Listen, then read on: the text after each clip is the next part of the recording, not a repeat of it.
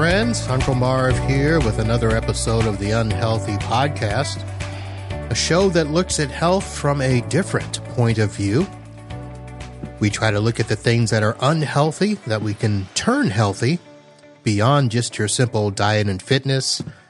I'm learning the term holistic health and basically looking at everything we can to become healthy as it relates to mind, body, and spirit.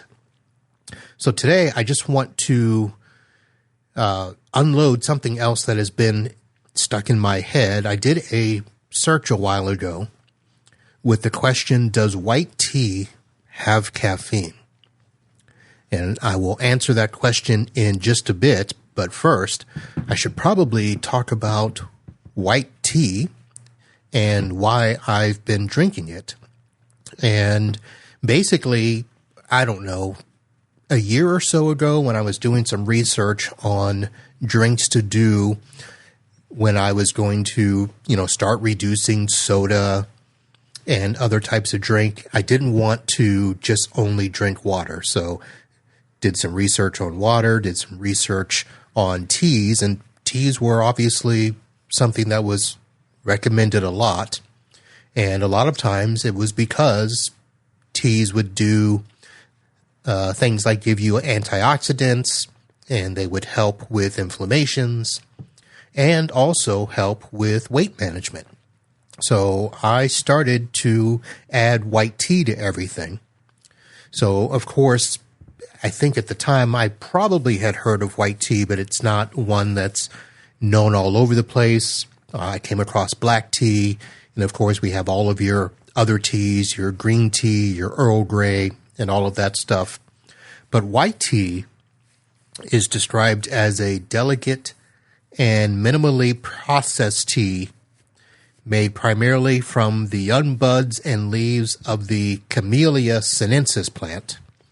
And that is known for its light flavor, pale color, and low caffeine content compared to the other teas.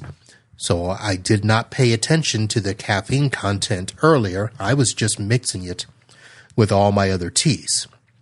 So the characteristics of the white tea, we mentioned that they're, those light and flavorful type of leaves. It has a subtle sweet and floral flavor. And the production of white tea involves minimal oxidation. And after harvesting, the leaves are simply withered and dried, often using natural sunlight or controlled heat, and that process preserves the delicate flavors and the high levels of antioxidants.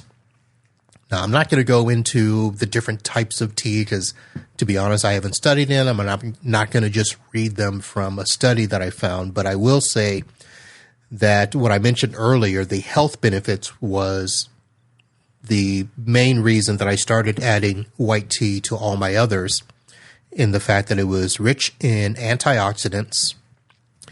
And the two benefits, the two big ones, were that it reduced the risk of chronic diseases, which had to do mainly with cancers and cardiovascular disease.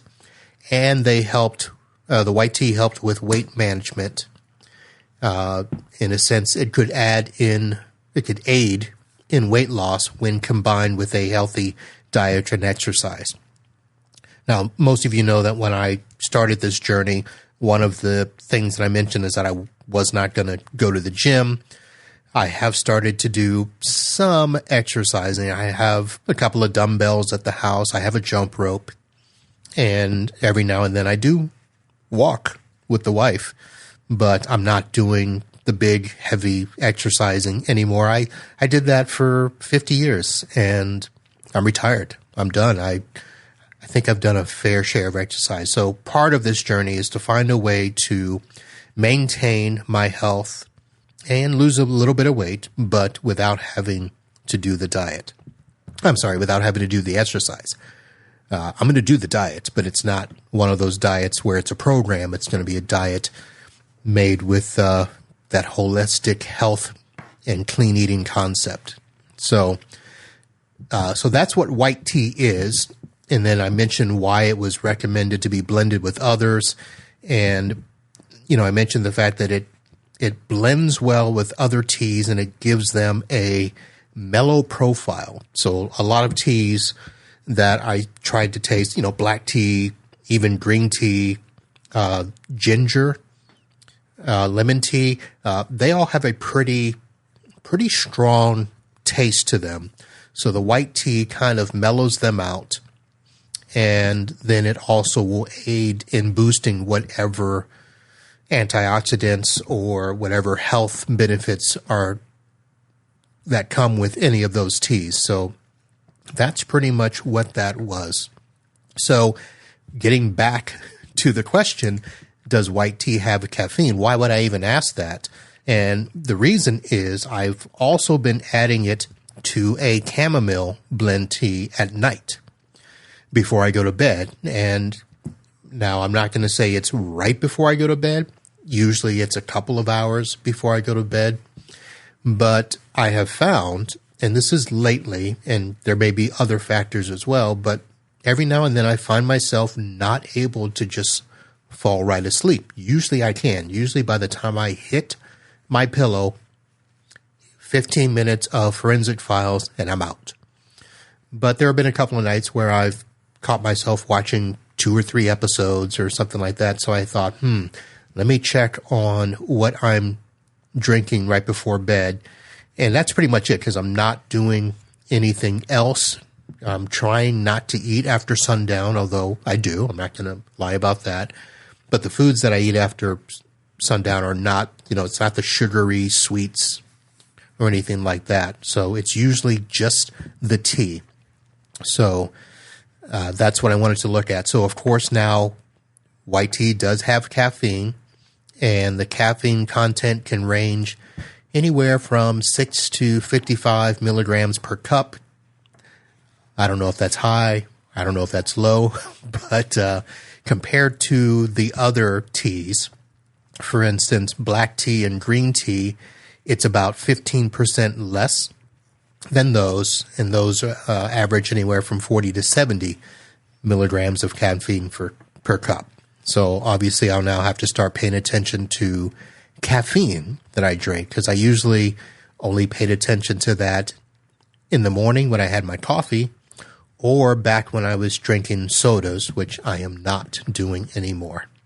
So what do you need to know from my research here? Well, white tea is often perceived as a low caffeine option, but it is not caffeine free.